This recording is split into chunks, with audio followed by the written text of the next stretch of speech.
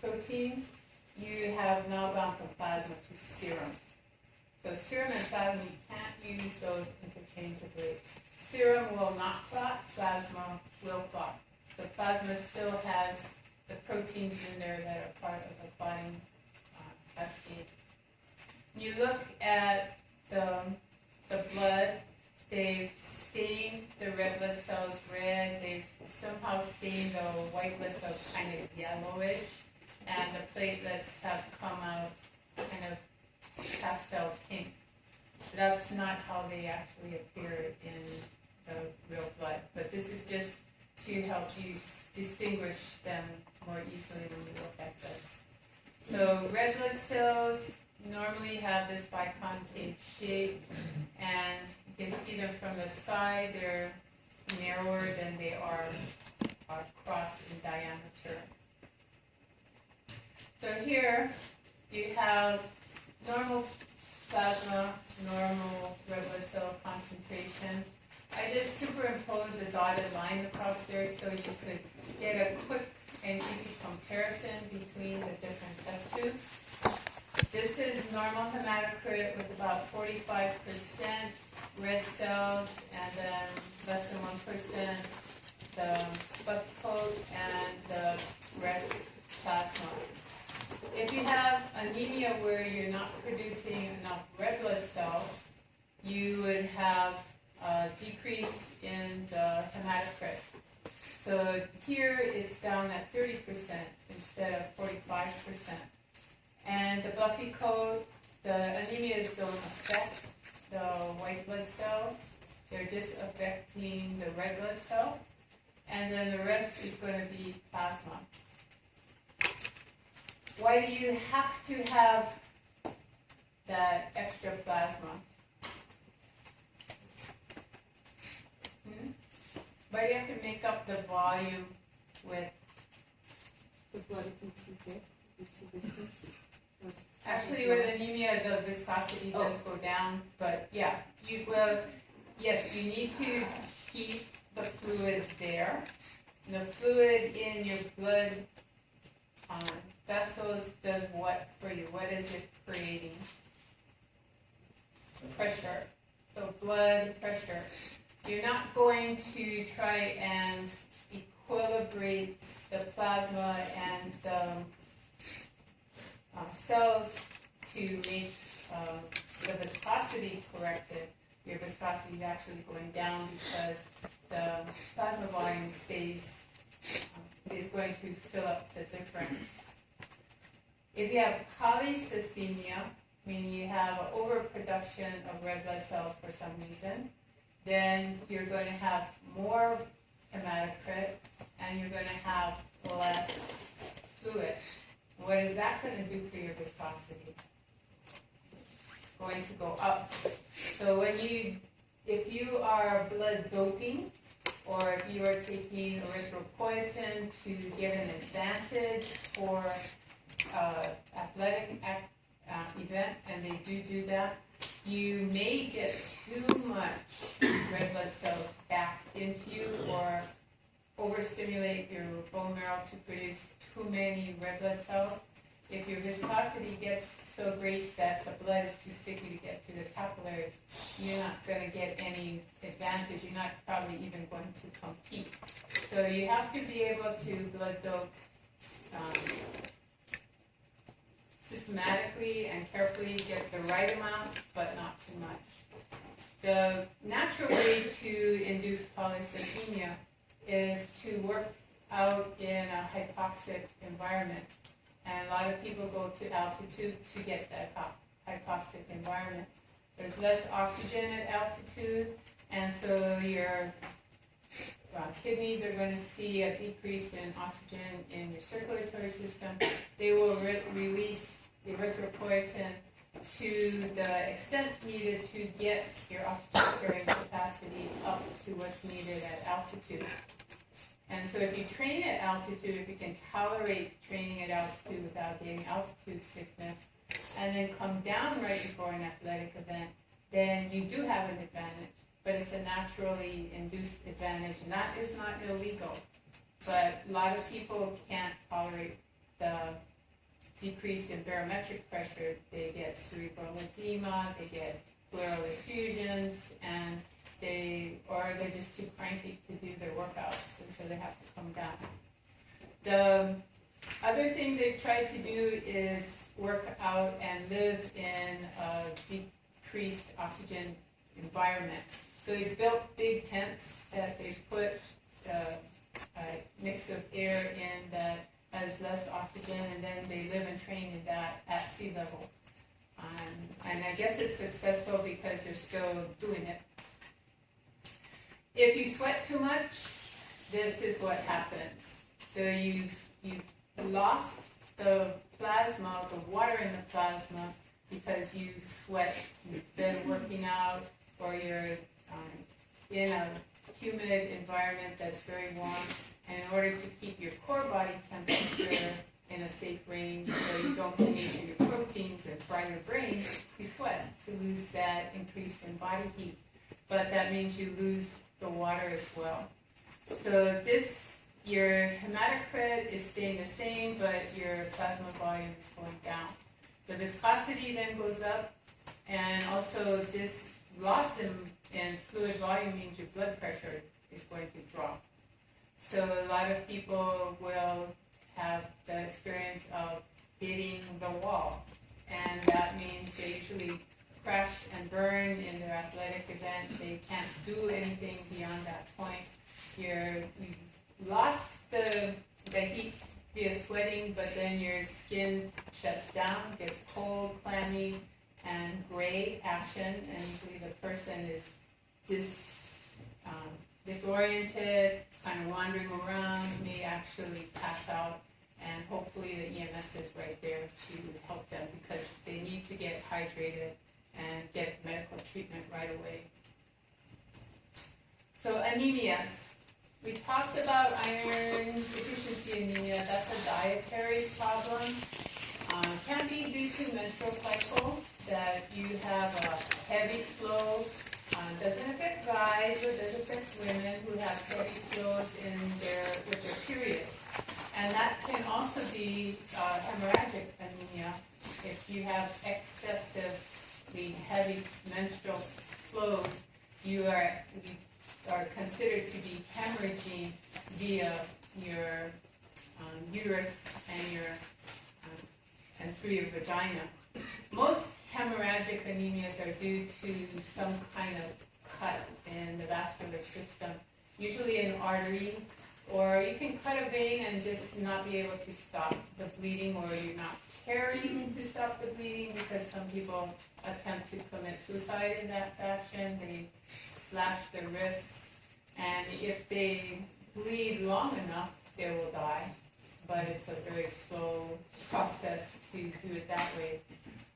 If you cut an artery, you've got the heart pumping to help eject the blood.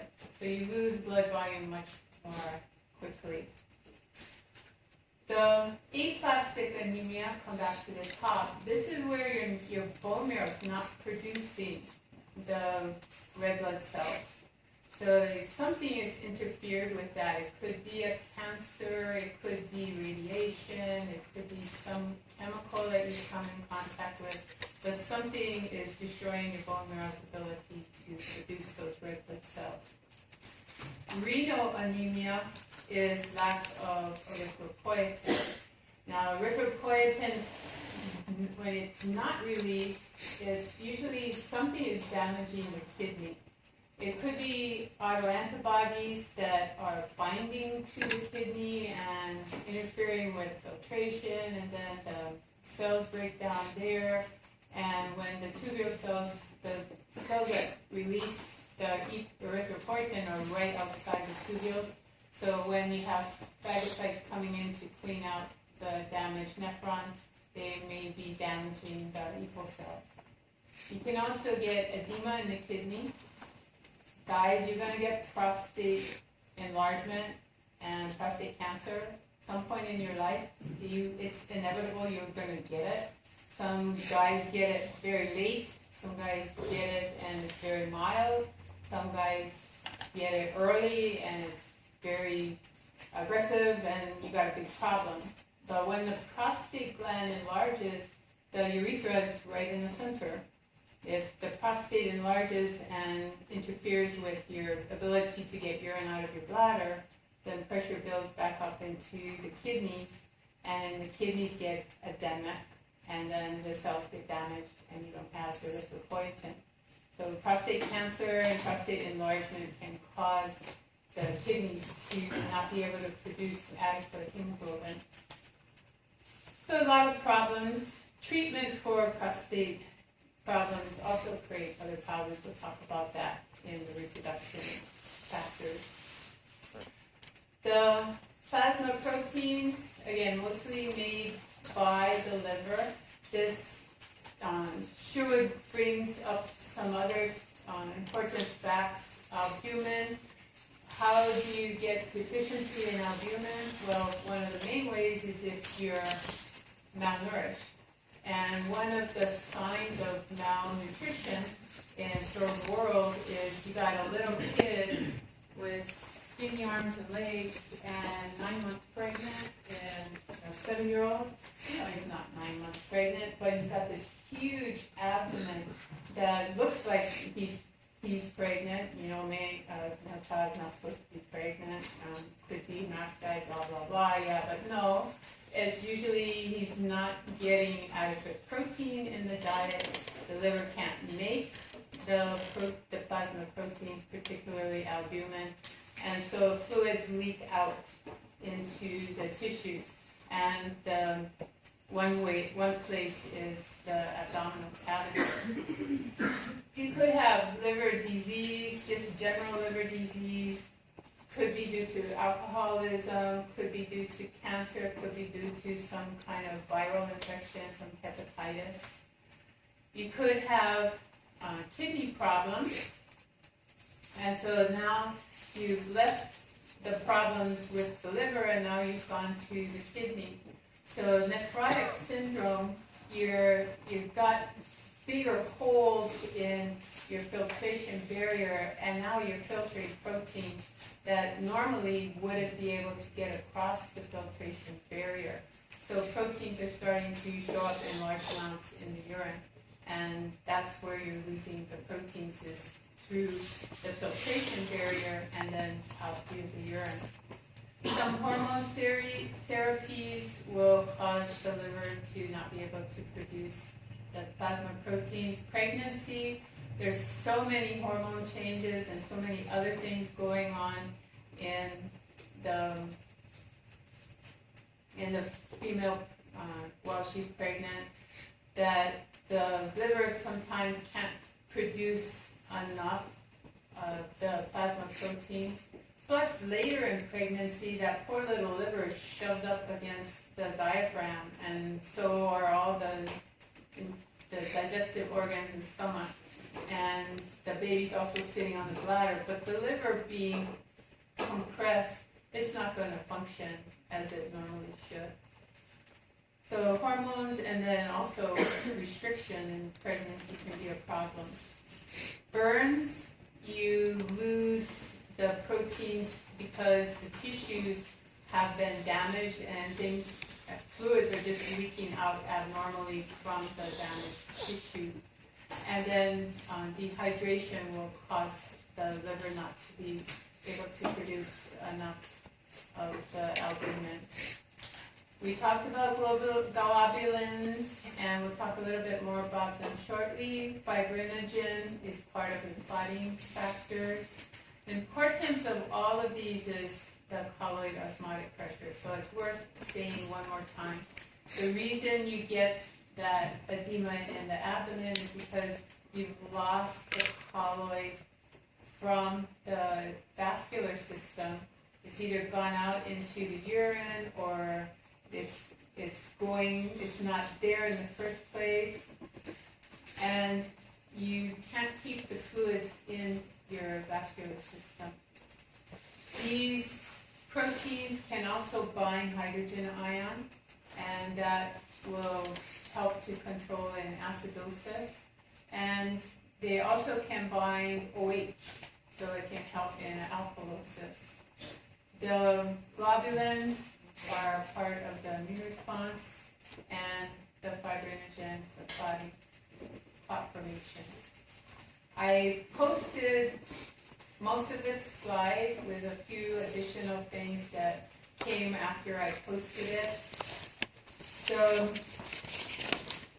textbook has a table, and I think the textbook says that all your immunoglobulins are gamma globulins.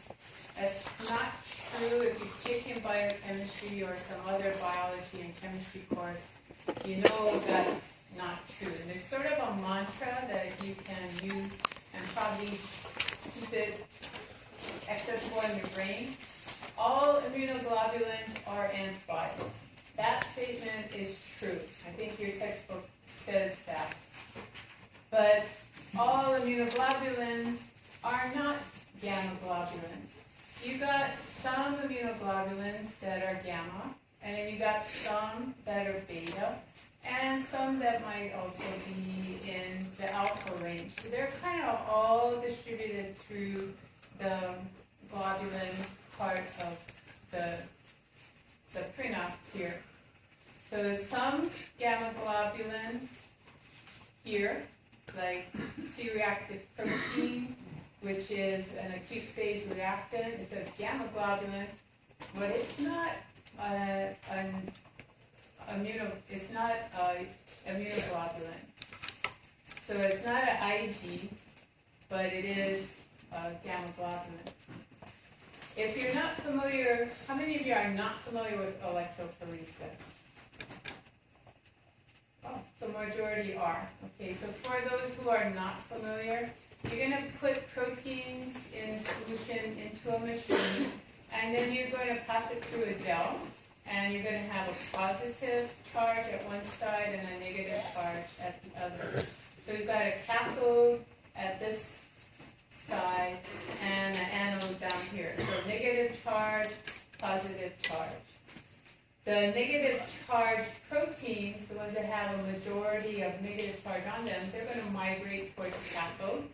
And the ones that have a majority of negative charge or relatively neutral, they're going to stay in the middle of the gel, or if they have a negative charge, positive charge, they'll go towards the anode. So gamma globulins, they're sitting right around the neutral range.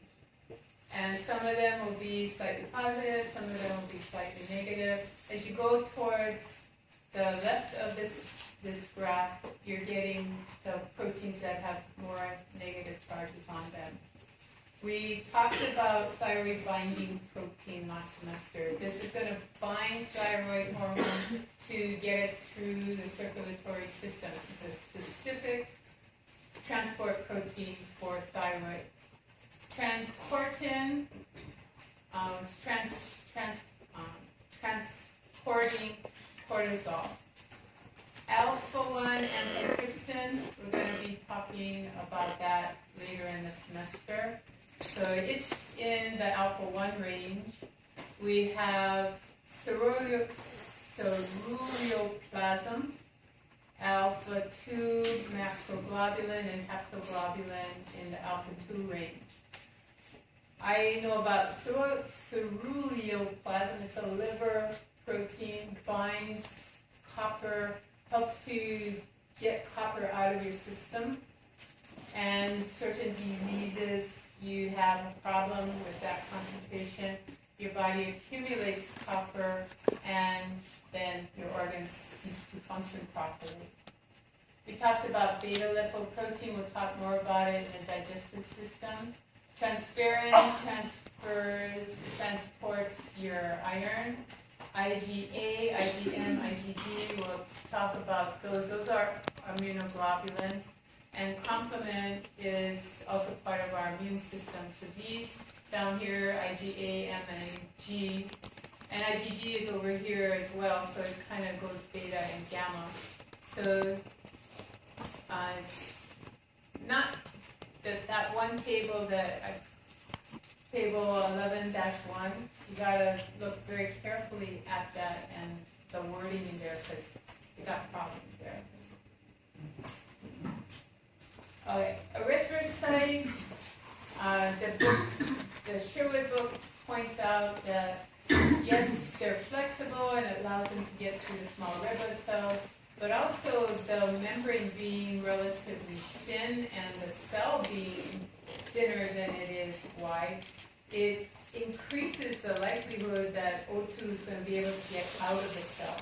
So you've got a wide surface area, which is the diameter, and then the thickness of the cell is very thin.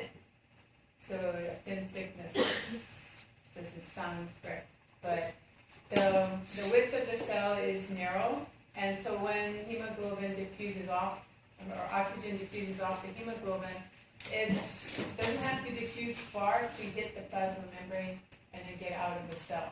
So that's an advantage. Disadvantage, and one of the reasons why pernicious anemia is a problem, because you have a spherical cell, and oxygen has a harder time getting out of that red blood cell. Red blood cells are too big to get through a lot of capillaries. That also is a problem. But when you get to a spherical cell, it isn't as efficient as at delivering O2 and picking up CO2. The enzymes that are in a red blood cell, there's no mitochondria, so you're relying on glycolytic enzymes for energy production. So that's very important. The other thing that's really important is this carbonic anhydrase that is going to help to change CO2 to bicarbonate, and the bicarbonate is going to leave the red blood cell and travel in the plasma. And it also is going to, in times of acidosis or alkalosis, going to help to get hydrogen ion turned into the carbonic acid and then turn it to CO2 at the lungs so you can exhale the CO2 and get rid of it. So when we get to the respiratory system, we're going to come back to the red blood cell and talk about how the red blood cell will use the carbonic anhydrase to actually transport CO2. Most of the CO2 is actually it has to go into the red blood cell, but once it's converted to bicarb, it will be pushed out into the plasma. And then when the blood gets to the lungs, it's got to be brought back in and then recombined with the hydrogen ion so that CO2 can be reformed and then you can exhale it. So worn out old red blood cells, where do they go to die? They go to the spleen. Actually, they don't go there, but as the blood goes through the spleen, you're going to have the phagocytes that will delete them from the population.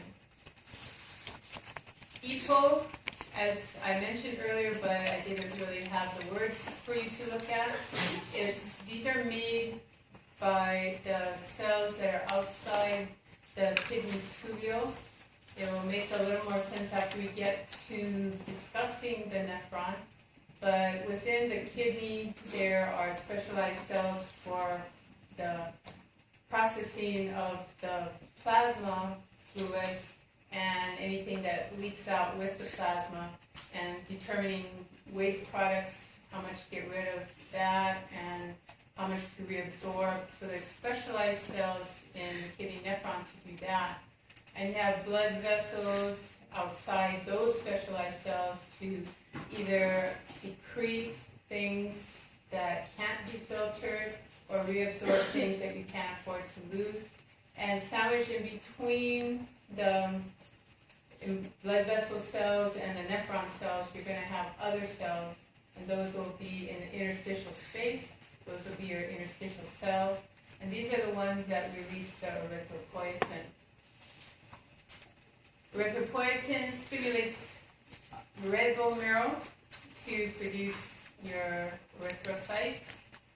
Your bone marrow is, as an adult, is mostly not producing blood cells.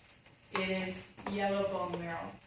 And that is full of fat.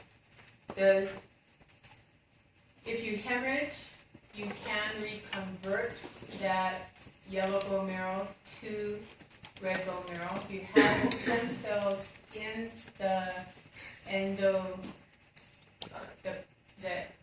endosteum and the periosteum to make the blood cell lines again, so you can reconvert it, but most of the time you're not losing enough blood with a minor cut that you have to do that.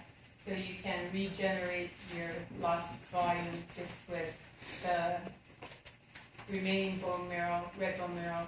That usually is in your skull, in your sternum. It can be in your ribs and usually in your pelvis. Your long bones, which you saw last semester as being the place where the red bone marrow was, that's mostly yellow bone marrow now. So if you reduce the circulating red blood cells, or if your hemoglobin goes down, if you have a decrease in oxygen carrying capacity, that's seen by the interstitial cells of the kidney. Erythropoietin then goes to the bone marrow. Here it shows you the femur, but well, maybe this is somebody who hasn't finished growing yet, and yes, it's still red bone marrow. If it's an adult, then the figure is incorrect. It wouldn't go to the femur, because this would be full of fat. So let's say this is a kid, it's anemic, and the red bone marrow is still here in the femur, he's still growing, and still increasing his blood volume, so he's still making cells in his femur. EPO arrives, and then the stem cells will then start to increase red blood cell production. Red blood cell concentration goes up, and then your oxygen carrying capacity is corrected, and that relieves the problem. The kidneys turn off the EPO production and release. Sickle cell anemia. We mentioned it before. The red blood cells look normal when they have oxygen on the hemoglobin. As soon as the oxygen diffuses off the hemoglobin and leaves the red blood cell, then the hemoglobin is going to become rod shape, and this is going to cause the red blood cell to get distorted into this sickle shape. The little pointy ends here, those are the cytoplasmic proteins that are poking out through the plasma membrane. Those little hooked edges trying to get through a capillary, they're the cytoskeleton not only is abnormally shaped, but it's abnormally rigid. It's also not flexible anymore. So those pointed areas get lodged in maybe sideways in a capillary, or even if it's going through with a nice round edge, it can't deform to get through, and so they get stuck in capillaries. You start to lose oxygen delivery to tissues. If you have enough of these happening in major organ systems, then your organ systems start to shut down.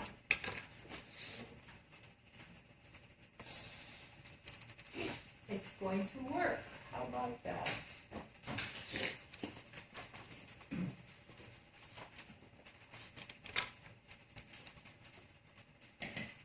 Sickle cell anemia is a genetic disorder that affects more than 50,000 Americans. It is most common among African Americans. The normal form of the gene for beta hemoglobin is called HbA. A mutant form of the gene, called HbS, causes sickle cell anemia. Most people inherit 2 copies of the normal gene and make only normal hemoglobin. Some people inherit 1 normal gene and 1 mutant one. They make a mix of normal and abnormal hemoglobin and usually don't have problems. People who inherit 2 copies of the hemoglobin S gene can't make any normal hemoglobin. All of their hemoglobin molecules include a mutant version of the beta chain. These people suffer from sickle cell anemia. When oxygen levels in the blood get low, hemoglobin S molecules stick together, forming rods. This distorts red blood cells. They become sickle or crescent-shaped. The effects are felt throughout the body. The sickled cells clump together, clogging and even rupturing tiny blood vessels. This disrupts the blood supply, starving cells of vital oxygen and causing severe pain. Repeated episodes can permanently damage the heart, lungs, joints, and other organs. Sickled cells are concentrated in the spleen, which may become enlarged and fibrous. The spleen is a lymphoid organ with roles in the defense against pathogens. Damage to the spleen lowers the ability to fight infection. Destruction of sickled red blood cells can lead to anemia, a shortage of red cells in the blood. This starves the body of oxygen, causes weakness and fatigue, and interferes with normal development and mental function, and damages the heart. The cumulative effect of the damage is a shortened lifespan. The many effects of sickle cell anemia rise from a single amino acid substitution in the beta chain. The chain is 146 amino acids long. This graphic shows the first 7 amino acids in the beta chain of normal hemoglobin. Notice the negatively charged amino acid, glutamate, at the 6th position. In hemoglobin S, an uncharged valine occupies this position. This difference creates a sticky patch on the hemoglobin S molecule and makes the molecule stick together when oxygen levels are low. This single amino acid difference gives rise to all the symptoms and effects described earlier. You may now use the button to switch back and forth to compare the two forms. So here you've got a negative charge and a negative charge. And then here, no charge. So the negative and the positive, those can contract, can attract, and that's going to distort the hemoglobin molecule, but only when it's deoxygenated. Anybody know an advantage to having sickle cell anemia? Section for malaria. Yeah. Those hemoglobin S's, they're not tasty to the malarial parasite. So in Africa, where there was a high incidence of malaria, they developed this mutation which is protective against malaria. The malaria parasite gets into the red blood cells, starts chomping on hemoglobin S, doesn't like it, so it can't get its nutrients, it leaves the red blood cell and then can get eliminated from the body in that fashion. So it was protective against malaria. But if you are heterozygous, you don't have a lot of problems with the sickled cells and the sickly hemoglobin. But if you're homozygous, then that's when it becomes a problem. So to treat the people who have the main problem, you have to treat sickle cell disease. Now they figured out that if they give the individual hydroxyurea, then what that's going to do is going to cause the hemoglobin to revert back to the fetal form of hemoglobin. The fetal hemoglobin is designed to bind oxygen in low oxygen environments like the uterus. And it converts in the first months after birth to adult hemoglobin, and that's usually fine. But when you have your hemoglobin with the sickle, that mutant hemoglobin S form, that stands for sickling, I guess, then you got a problem. So revert back to fetal hemoglobin that won't sickle, and now you're treated. The other advantage to treating with hydroxyurea is that it stimulates nitric oxide release in the capillaries, and that's a vasodilator. So now the capillaries are bigger, and so the red blood cells can go through more easily. So it's got two advantages. It's going to make DNA, prevent DNA replication of the hemoglobin S and revert it to the hemoglobin F, which is the fetal hemoglobin that won't sickle. Okay, we're going to talk a little bit more about blood typing. After the lab, I think we need to talk a little bit more about blood typing. So take a break and then we'll come back to that.